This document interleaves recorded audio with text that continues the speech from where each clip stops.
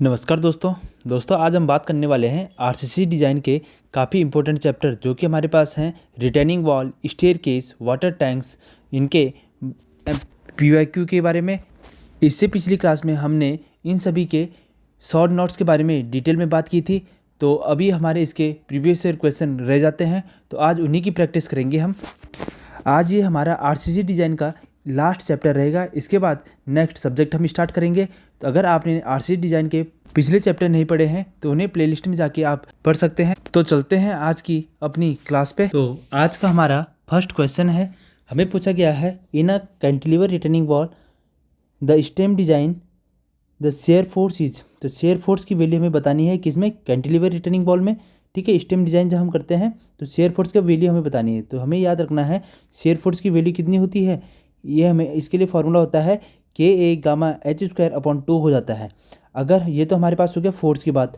अगर हमें पूछा जाएगा कि मोमेंट पूछा जाएगा तो मोमेंट हमारे कैसे निकालेंगे। तो मोमेंट हमारे क्या होता है, कैंटिलीवर रिटर्निंग वॉल हमारे पास ये ऐसी हमारी ये हो जाती है cantilever retaining wall.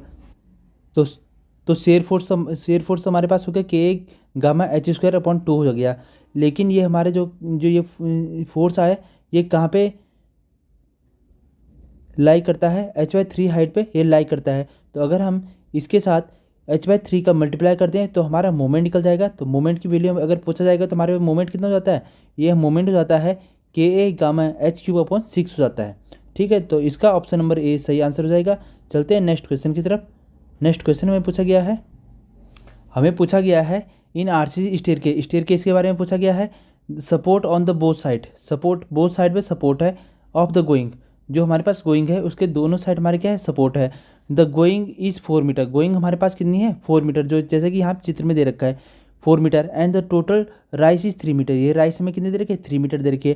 Total uniform distribution load हमें दे रखा है 10 kN/m², ये दे रखा है। इसके बाद द मैक्सिमम मोमेंट वुड भी, हमारा मैक्सिमम मोमेंट निकालना है। जब हमें यूडियल फोर्स दे रखा है दोनों साइड से क्या है, दोनों साइड से ये हमारा फिक्स है। और हमें लेंथ ये दे रखी है, हाइट दे रखी है, लेंथ दे रखी है। अगर हम डायगोनल लेंथ की बात करते हैं तो डायगोनल लेंथ हम पहले निकालनी पड़ेगी। तो डायगोनल लेंथ हमें किससे निकाल सकते हैं, पाइथागोरस प्रमेय से निकाल सकते हैं, जिसकी वजह से हमारी 3 दे रखी है, 4 दे रखी है। तो इससे हमारी ये डायगोनल लेंथ कितनी आ जाएगी 5 मीटर आ जाएगी। अब हम जानते हैं कि जब सिंपली सपोर्टेड बीम होता है हमारे पास और इस पर जब हमारे पास यूडियल लोड आता है तो मैक्सिमम मोमेंट कितना होता है, WL²/8 होता है। तो WL² में हमारा क्या, W की वैल्यू यहाँ रख देंगे, L की वैल्यू रख देंगे और डिवाइड 8 कर लेंगे जैसे कि यहाँ पे दे रखा है। तो इससे हमारी वैल्यू निकल जाएगी कितनी 20 kN। तो ऑप्शन नंबर ए इसका सही आंसर हो जाएगा। चलते हैं नेक्स्ट क्वेश्चन की तरफ। नेक्स्ट क्वेश्चन हमें पूछा गया है, नेक्स्ट क्वेश्चन है हमारे पास कि in a cantilever retaining wall the stem design moment के बारे में पूछा गया। तो मोमेंट के लिए हमने क्या पढ़ा था अभी, KA गामा H³/6। ठीक है, कहाँ पे ये बॉटम पे हो गया KA गामा H हो गया और H/3 पे हाइट पे लाई करता है। तो हमारे पास कितना हो गया KA गामा H³/6 हो जाता है। नेक्स्ट क्वेश्चन देख लेते हैं। नेक्स्ट क्वेश्चन में पूछा गया है the brick chimney is stable if the resultant thrust lies with in the middle. तो क्वेश्चन में पूछा गया है कि ब्रिक चिमनी के केस में स्टेबल कब होता है, जब हमारे पास रिजल्टेंट थ्रस्ट कहाँ लाई करता है, मिडल किसने पे लाई करता है, मिडल हाफ हो गया या इधर और एबव हो गया, इन दोनों में से ऊपर, या फिर नन अबव एबव हो गया, तो यह फिर थर्ड हो गया। तो ऑप्शन नंबर ए इसका सही हो जाएगा। जब भी हमारे क्या होता है, ये रिजल्टेंट जो थ्रस्ट होती है ये मिडल थर्ड पे लाई करती है, तब हमारी क्या होती है ब्रिक चिमनी स्टेबल केस में मानी जाती है। तो ये हमारे पास जैसे यहाँ पे ये हो गया, ये आर हमारे हो गया रिजल्टेंट फोर्स। अब जो ये ई की वैल्यू हो गई यहाँ पे हो गया D/2, ये हो गया D/2। अब हमारा ई की वैल्यू मैक्सिमम कितनी होनी चाहिए, अगर हम इससे D/2 का मल्टीप्लाई कर लें, इससे अगर हम हाफ कर, ठीक है, इससे हमारे मैक्सिमम कितना होता है H/3 कर लेते हैं तो हमारे D/6। तो ई की वैल्यू में से क्या होनी चाहिए D/6 से कम होनी चाहिए, तभी हमारा क्या होगा चिमनी जो है स्टेबल मानी जाएगी। तो हमें ऑप्शन नंबर ए इसका सही आंसर हो जाएगा। चलते हैं नेक्स्ट क्वेश्चन की तरफ। नेक्स्ट क्वेश्चन में पूछा गया है the minimum headroom over the staircase must be. Headroom जो होता है वो हमारे पास मिनिमम कितना होना चाहिए था। हेडरूम किसे कहते हैं, ये हमारे यहाँ जो ग्राउंड GL है, ग्राउंड लेवल से लेकर जो हमारा वो स्टेयर का टॉप हाइट जो होती है, तो इसी को हम हेडरूम कह लेते हैं। तो हेडरूम को मिनिमम वैल्यू कितनी होनी चाहिए, ये होनी चाहिए 2 मीटर मिनिमम होनी चाहिए। तो ऑप्शन नंबर ए इसका सही आंसर होगा। 200 सेमी भी रख सकते हैं या फिर 2 मीटर इसे बोल सकते हैं।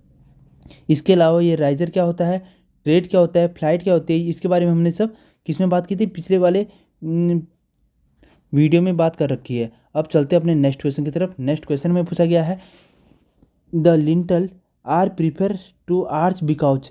लिंटल प्रीफर किए जाते हैं आर्च के रिस्पेक्ट में, क्यों किए जाते हैं कि arch required to the more headroom. ये भी हमारा सही है कि मोर हेडरूम चाहिए होता है, आर्च को क्या था, मोर हेडरूम चाहिए होता है।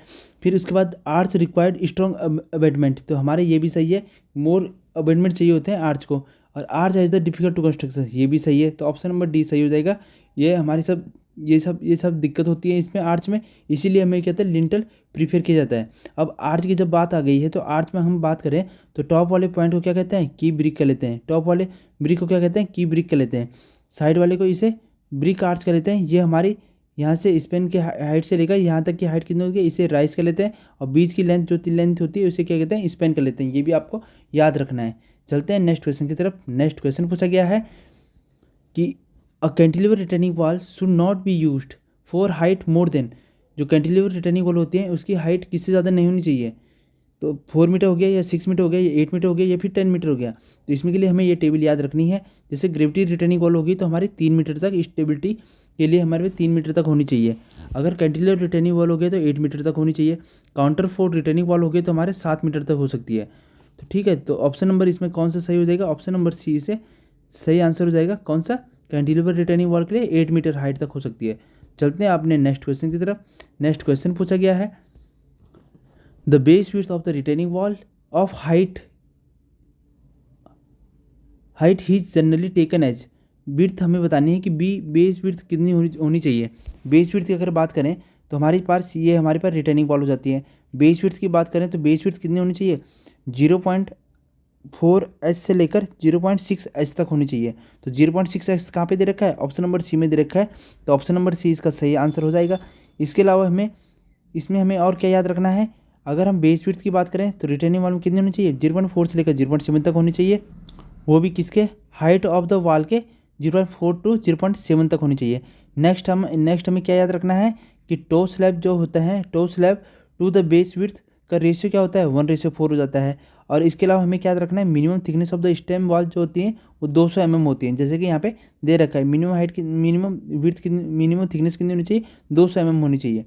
चलते हैं अपने नेक्स्ट क्वेश्चन की तरफ। आज का नया नेक्स्ट क्वेश्चन है हमारे पास, in counterfort type retaining wall, counterfort retaining type के बारे में कौन सा सही है। काउंटरफोर्ट जो रिटर्निंग वॉल होते हैं उसके बारे में कौन सा सही है आपको बताना है। कि vertical slab design as a continuous slab, तो ये भी सही, ये सही हो जाता है। The health slab is design as a continuous slab, ये सही हो जाता है। इसके बाद the vertical slab is design as cantilever, ये गलत हो जाएगा। और health slab is design as cantilever, ये भी गलत हो जाएगा। अब हमारे पास हेल्थ स्लैब कौन सी होती हैं, जैसे हमारे पास हो गया काउंटरफोर्ट रिटर्निंग वॉल हो गया, ठीक, काउंटरफोर्ट रिटर्निंग वॉल हो गया। तो इसमें हेल्थ स्लैब जो होती है ये वाली हमारी हेल्थ स्लैब हो गया। टॉप में हो गया स्टेम, ये हो गया हमारे ऊपर में कौन सी होगी, टो स्लैब हो गया, ठीक है। तो इसमें ये जो हमारे साइड में ये जो इसे सपोर्ट करने के लिए प्रोवाइड किए जाते हैं इन्हीं को हम क्या कहते हैं, काउंटर फोर्ट कह लेते हैं।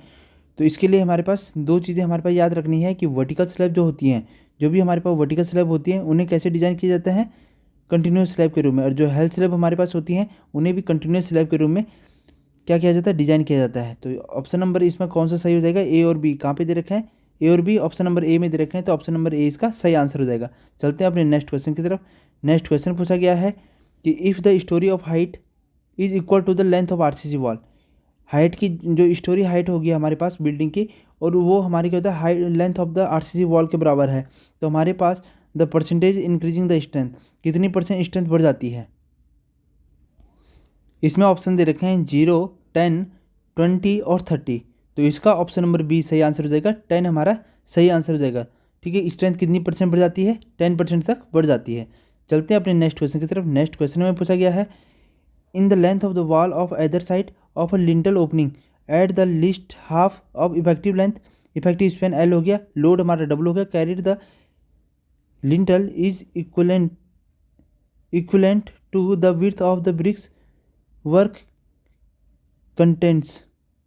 तो हमें बताना है कि इसमें बेंडिंग मोमेंट बताना है। बेंडिंग सीधे सीधे में क्या पूछा गया, बेंडिंग मोमेंट पूछा गया है किसके केस में, लिंटल के केस में। तो हमारे पास बेंडिंग मोमेंट लिंटल के केस में हमें याद रखना है कितना होता है, WL/6E हो जाता है। तो ऑप्शन नंबर सी इसका सही आंसर हो जाएगा, ठीक है। और लोड ट्रांसफर ऐसे हो जाता है इसमें, ठीक है। लोड ट्रांसफर ये दे रखा है कि ऐसे इसमें लोड ट्रांसफर होता है। तो हमें मोमेंट, बेंडिंग मोमेंट कभी पूछा जाएगा, ठीक है। तो लिंटल के लिए तो हमें याद रखना है WL/6E हो जाता है। नेक्स्ट क्वेश्चन देख लेते हैं। नेक्स्ट क्वेश्चन हमारे पास, the load of the lintel is assume as uniform distribution if the height of the machinery above it. जब मशीनरी, हमें इसमें यूनिफॉर्म डिस्ट्रीब्यूशन लोड कब माना जाता है लिंटल पे, जब इसके ऊपर मशीनरी वॉल कितनी हाइट तक की गई हो। तो इसे हमें याद रखना है, ऑप्शन नंबर बी इसका सही आंसर हो जाएगा 1.25 time of the effective span. जब हमारी चिनाई की जाती है तभी हमें इसमें क्या होता है, यूनिफॉर्म डिस्ट्रीब्यूशन लोड मान लेते हैं, ठीक है। तो ऑप्शन नंबर बी इसका सही आंसर हो जाएगा। नेक्स्ट क्वेश्चन देख लेते हैं। नेक्स्ट क्वेश्चन में पूछा गया है, in the RCC staircase design the tread slab are strictly design independent unit and design simply as. किसके किसके रूम में डिजाइन किए जाते हैं, फ्लैट स्लैब के रूम में, ये बीम के रूम में, ये 1 वे स्लैब या 2 वे स्लैब। तो ऑप्शन नंबर सी इसका सही आंसर हो जाएगा, ठीक है। स्टेयरकेस में जो हमारे कहते हैं, जो हम डिज़ाइन करते हैं तो वो हमारे कैसे होते हैं, 1 वे स्लैब के रूम में हम डिज़ाइन कर लेते हैं। नेक्स्ट क्वेश्चन देख लेते हैं आज का। नेक्स्ट, तो ये हमारे कंप्लीट हो गए आज के क्वेश्चन। तो ये तो इंपॉर्टेंट क्वेश्चन जो अभी तक प्रीवियस ईयर जो RRB और SSC JEE या फिर अदर स्टेट PSC में आए हुए हैं। तो अगर ये वीडियो आपको अच्छी लगी हो तो वीडियो को लाइक और चैनल को सब्सक्राइब करना मत भूलना। मिलते हैं नेक्स्ट वीडियो में। Thank you, good bye.